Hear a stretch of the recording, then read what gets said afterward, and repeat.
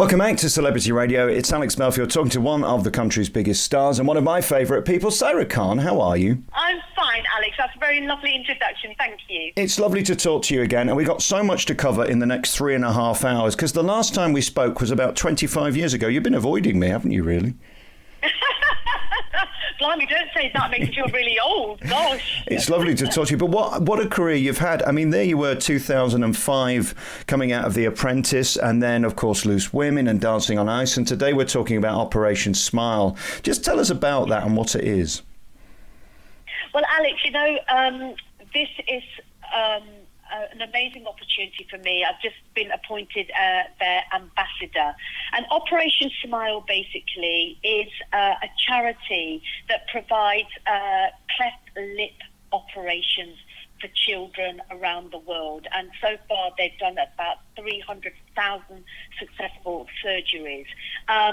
Every 3 minutes around the world, a child is born with a cleft lip or a cleft palate. And without that surgery, they find it really a struggle to eat, speak and socialise, and there's a real stigma attached to these children.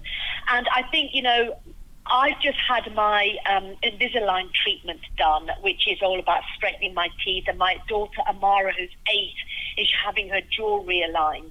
And when you realise the importance of looking at somebody's face and, the importance of a smile, and you realise that there are some children who are actually shunned because they haven't got that smile that the world expects them to have, and what happens to them, it's shocking. And I just felt like I really wanted to lend them my support.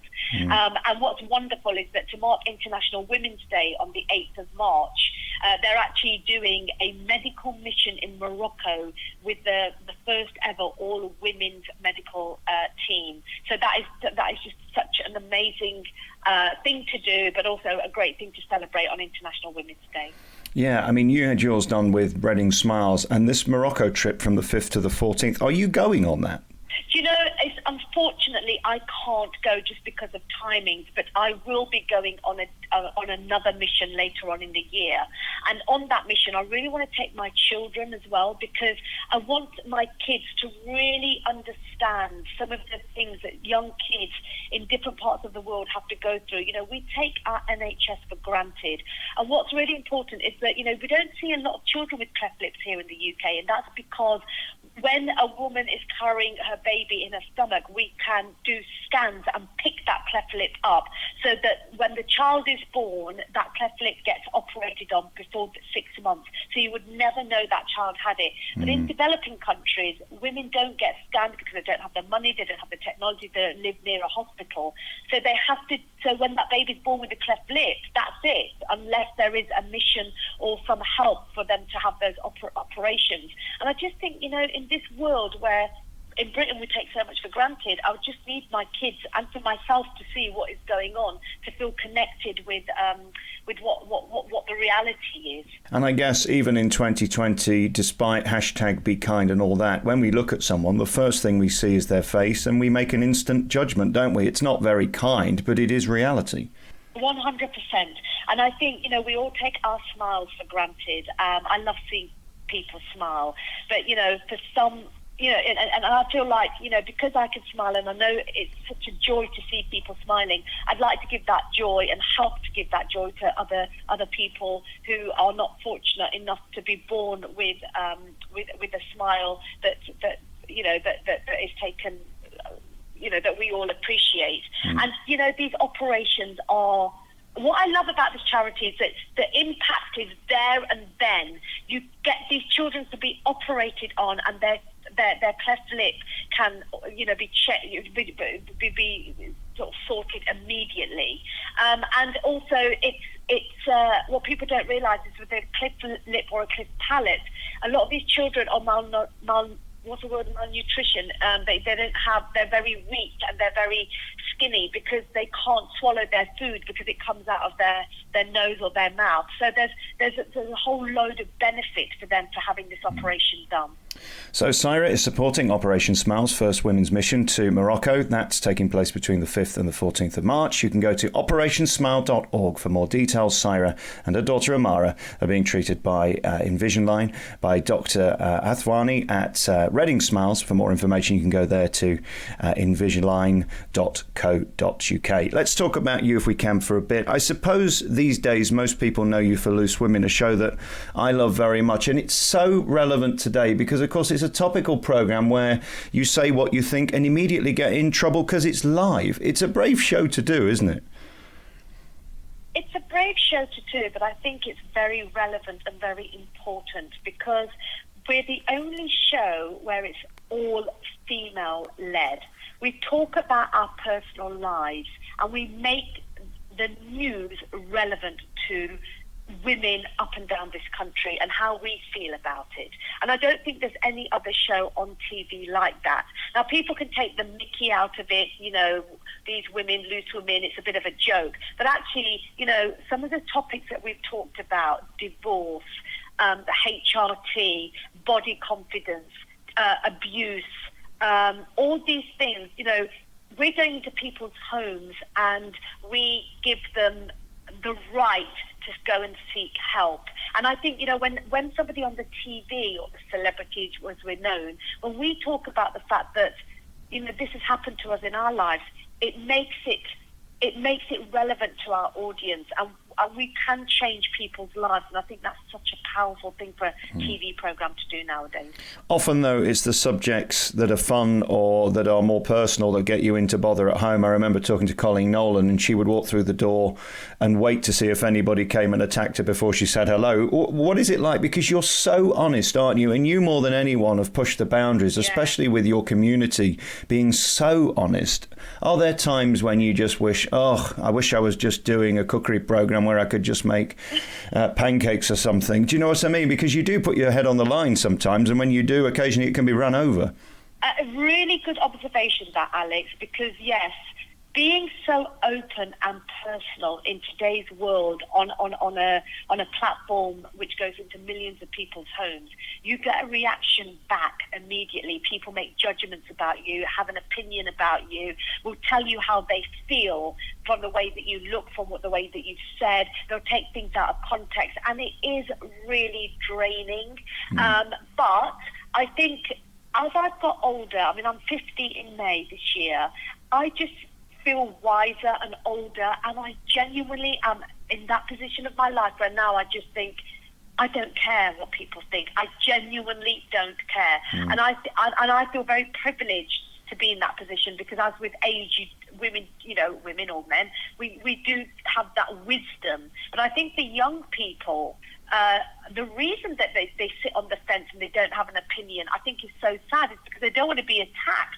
Everybody is so scared to say what they really feel. Yeah. And, you know, in my community, you know, talking about having a boyfriend outside of marriage, having sex outside of marriage, saying that your libido's gone, you know, talking about vibrators or whatever, you know, people are so shocked.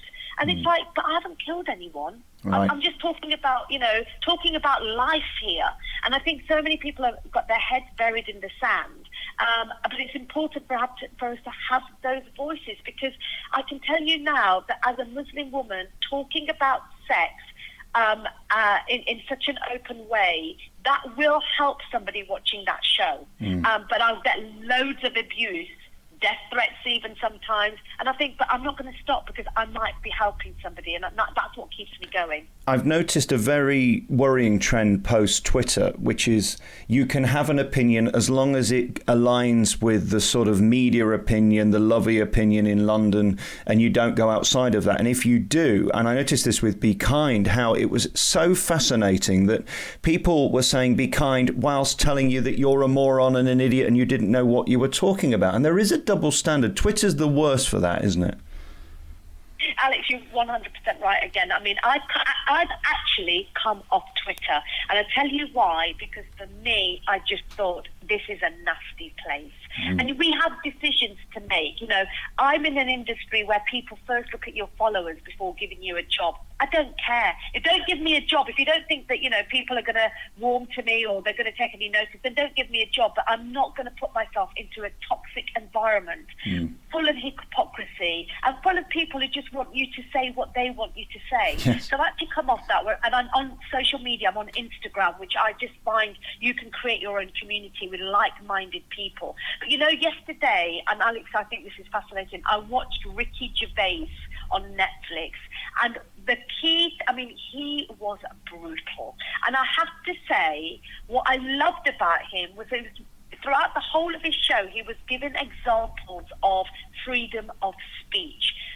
Some of the stuff that he was saying, I can't believe I was laughing at. It's like, oh my God. But I just thought he's making a joke in a context. He's a comedian. He doesn't mean this stuff. It's just funny. And we've forgotten the ability to be able to laugh at lots of things. You know, for me, growing up in a Muslim community in Britain, we used to laugh at our community. You know, we used to call ourselves so many different things, and we were taking the mickey out of ourselves. That's like goodness gracious me, you know, when you had those whole group of Asian comedians taking the mickey out of their own community. That's what makes progress. And I remember yesterday just watching Ricky to say that, you know, if you can't laugh in the face of adversity, society is just not going to work. And I think that's what we've got to do. We've got to understand that people have lots of different opinions.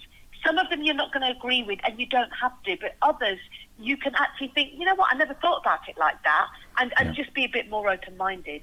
Just the pure sanctimony turns me off. We've become very pompous, haven't we? We think that our opinion has to be broadcast, and we have to tell someone if we disagree. And I remember a time when I did late night phoning where we would say what we think, and you said what you thought, and then we went home to bed. Now we have to cause such a storm, and I find it really depressing. And you notice that, especially on shows like Loose Women, if you veer off that mainstream line of opinion, it is like you've broken, you know, a major law. It's fascinating to me how sanctimonious we've all become. Well, Alex, I mean, the thing is, because of this, we now, as Loose Women, honestly, it's really sad that we feel we have to do this. It's that we feel like we have to really think about what we're saying. And sometimes I'll say, I can't say that because I know I'm going to get told for the next 24 hours. And actually what I want to say is what I really believe, and I'd like other people to, you know, to sort of say, tell me what they think of that opinion without being nasty, without being personal, or give me a different point of view. But we can't. We are so measured now about how we say things and the way that we come across. And sometimes I've said something and I've spent the next, 2 hours trying to justify it. In fact, the other day, I wrote something about Adele, because Adele's lost lots of weight very quickly, and it was the same time as we heard the sad news about Caroline Flack. Now, I wrote my article on Adele 4 or 5 days before publication, but Caroline Flack's sad death happened a day before I was going to print. So I asked my editor to quickly put in a sort of a recognition for Caroline, and on the headline for Adele, it sort of said, "Oh, Adele, you know, sort of, you better quit while," something about losses. Adele, you know, needs to cut her losses because she's lost this weight. And I was sort of arguing it's not really sustainable, you know, what kind of a message is coming out. And people having a go at me saying, oh, one minute you're saying this about Caroline Flack and the next minute you're having a go at Adele. And they were just reading the headlines. They didn't actually read the whole piece. I'd written 3 paragraphs about Adele and the rest of my own experience. And that's the world. People don't have time to read another person's opinion. They're just looking at headlines. Well, and I've noticed as well, I'm a theatre critic. In fact, I'm the #1 critic on Google and YouTube at the moment. And I notice more and more they hear 3 words in a 2.5-minute piece and put the 3 words together to make the sentence they want to find, and totally missed the point that you were making. But again, there's an entitlement, and it's a young people's thing. I don't know where it started. Do we blame Big Brother? Maybe even The Apprentice. I mean, the aggression of that has sort of been misinterpreted, because we must remember these programs are entertainment. It's not real life. Yeah, but also I just think everybody wants to be nice, Alex. Yeah, you it's know, true. everybody wants to say the right thing. Everybody wants to toe the party line. It's not how I grew up. It's not. You need to have some angst in your life to grow yourself, to actually have some feelings and understand the strength that you have to overcome adversity. And I just feel that this unrealistic world of wanting everybody to toe the party, like, it doesn't make sense to me. And it's very unhealthy. I really worry about the dogma of believing someone else's opinion without debating it, because we're going to end up going back to Nazi Germany where we all think the same. We mustn't do that. We've got to keep thinking. That's right. And, even like fronting a charity like